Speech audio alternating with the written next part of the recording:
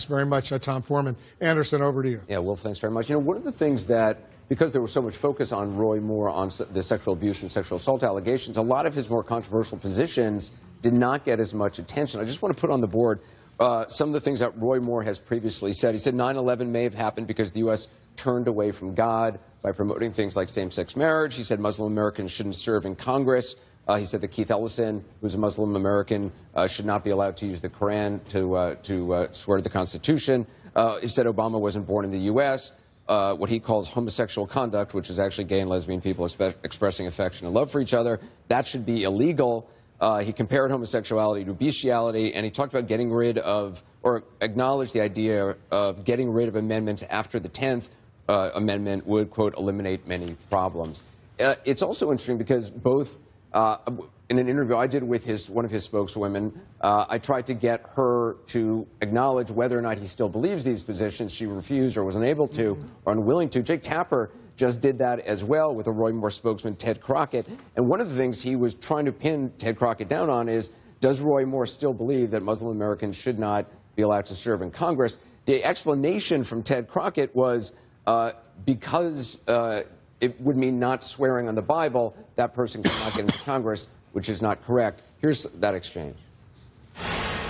He alleges that a Muslim cannot do that ethically, swearing on the Bible. You don't actually have to swear on a Christian Bible. You can swear on anything, really. I don't know if you knew that. You can swear on a Jewish Bible. Oh, no, I swore on the Bible. I've done it 3 times. I'm sure you have. I'm sure you've picked a Bible, but the law is not that you have to swear on a Christian Bible. That is not the law.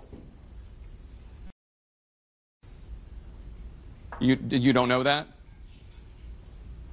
All right, Ted Crockett. I don't know. I know that Donald Trump did it when we made him president. Because he's Christian and he picked it. That's what he wanted to. That's what he wanted to swear in on. Good Lord. That's what you call TV gold.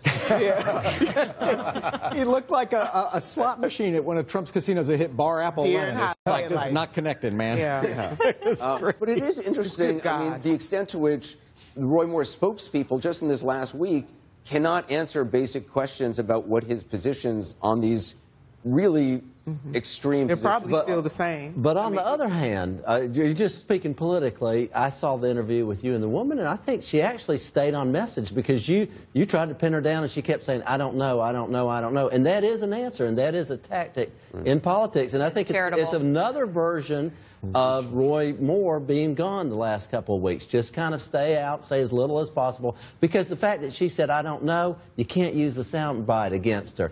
But where you could have used the soundbite, and when I say you, I mean the opposition, is that Mr. Jones should have been using these statements all along, and that's why I'm saying he's a second-tier candidate with a second-tier campaign, because if not, he would have developed this, and when the sexual misconduct came along, it would have been icing on the cake. Well, by the way, I will point out, you're the only person I've heard from who thought she did well in that interview. I'm telling you, all right. You know, think about it. Let me tell you something. I was listening to it on my car radio. I didn't know who you were interviewing. I did know she sounded insane.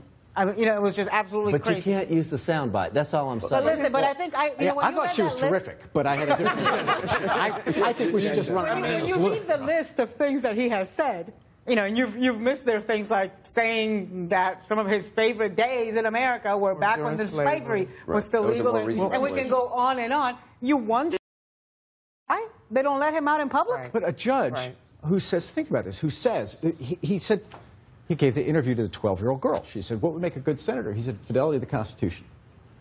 This is a Constitution, though, that he wants truncated down to just the first 10 amendments. Maybe, probably just the second. Well, he didn't ask the 12-year-old's mom if he could date her. So if there were no amendments after 10, obviously we'd still have slavery. African Americans could not vote. Women could not vote. Young people could not vote. We'd have no equal rights under the law. It's appalling if that's his view of what the Constitution ought to be. He should have never gotten this far. You know, bottom line, the Republican Party should have stopped him way before he got to this level. Nina, to their credit, they tried.